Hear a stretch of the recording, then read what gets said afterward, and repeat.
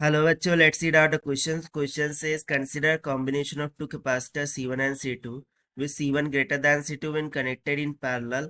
The equivalent capacitance is 15 by 4 times the equivalent capacitance of the same connected in series. Calculate the ratio of capacitor C2. So यहाँ पर हमसे बोला गया कि दो capacitor है C1 और C2, जहाँ पर C1 ग्रेटर दैन होगा C2 से। तो जब हम इन दोनों को पैरेलल में कनेक्ट करते हैं तो इनका इक्विवेलेंट 15 बाय 4 टाइम्स हो जाता है जब हम उनको सीरीज में कनेक्ट कर रहे होते हैं। तो हमें C2 बाय C1 का रेशियो निकालना है। तो चलिए स्टार्ट करते हैं सोल्यूशन से। For of it, let's talk about the key concept which we are going to use here for this question. जब कैपेसिटर्स पैरेलल में कनेक्टेड होंगे सो उस टाइम पर उसका फॉर्मूला हो जाएगा C1 प्लस में C2, जब दो कैपेसिटर पैरेलल में कनेक्ट होंगे। और इस तरीके से यदि दो कैपेसिटर है वो सीरीज में जुड़े हुए हैं सो उनका पैरेलल कॉम्बिनेशन का फॉर्मूला हो जाएगा C1 into C2 divided by C1 plus में C2। सो इन दोनों ही फॉर्मूलेस का हमें यहाँ पर यूज करना होगा। तो सबसे पहले तो हम क्या बोलते हैं, जब वो पैरेलल में कनेक्टेड है, व्हेन कनेक्टेड इन पैरेलल, जब पैरेलल में कनेक्टेड है सो उनका इक्विवेलेंट हो जाएगा Cp and this must be equals to C1 plus C2। उस तरीके से सेकंड कंडीशन हम लेंगे, व्हेन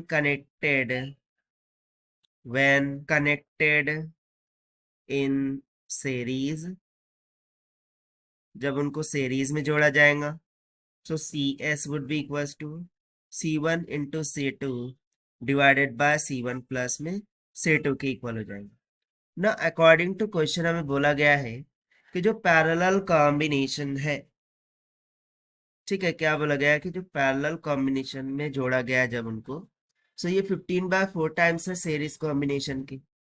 तो यहाँ पर हो जाएगा 15 by 4 times of series combination. So parallel combination में हमारे पास C1 प्लस में C2 is equals to 15 by 4 times of C1 into C2 divided by C1 plus में C2। सो क्रॉस मल्टीप्लाई कर देंगे, ये हो जाएगा C1 प्लस में C2 इसका whole square that is equals to, और 4 को भी इधर लेकर आएंगे तो इधर क्या बच जाएगा 15 टाइम्स ऑफ C1 C2 ना। इसको हम a plus B whole square के फॉर्मूले से ओपन करेंगे सो ये हो जाएगा a square plus b square plus twice of a b. So इस फॉर्मूले के अकॉर्डिंग ये हो जाएगा 4 टाइम्स ऑफ C1 का square plus 4 times of C2 का स्क्वायर, 4 टू ज़ा 8 टाइम्स ऑफ C1 C2 और 15 इधर जाके negative of 15 C1 C2 is equal to 0 हो जाएगा।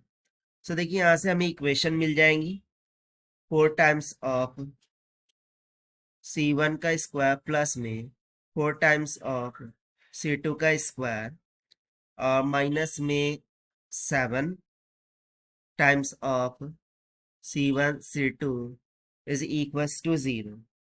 Now dividing the whole equation by C1 square, we'll get 4 times of C2 by C1 that whole square minus में 7 times of C2 by C1, और यहाँ तो C1 C2 दोनों ही cancel out हो जाएंगे so simply कितना बच गया 4, this is equals to 0। Okay, यहाँ पे C1 से डिवाइड किया यानी कि C1 स्क्वायर कट गया सो ओनली 4 बचेंगे।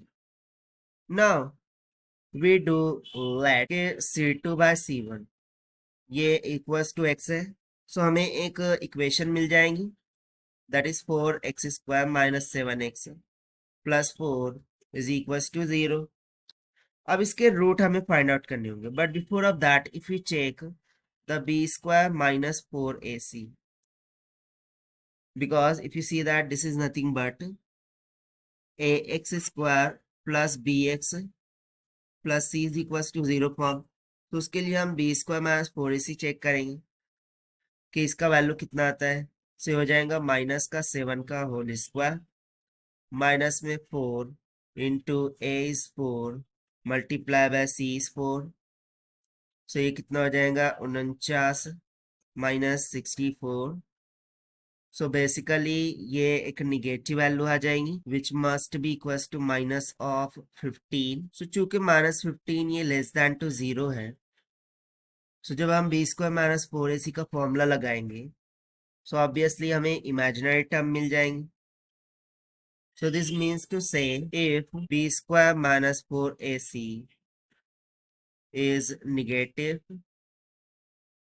then the root of x, जो कि क्या माना था हमने, c2 by c1, then the roots of x is equal to c2 by c1 are imaginary. अब यदि रूट ही इमेजिनरीज हो गए, सो इस कारण से हमारे पास कोई भी आंसर नहीं निकलेगा.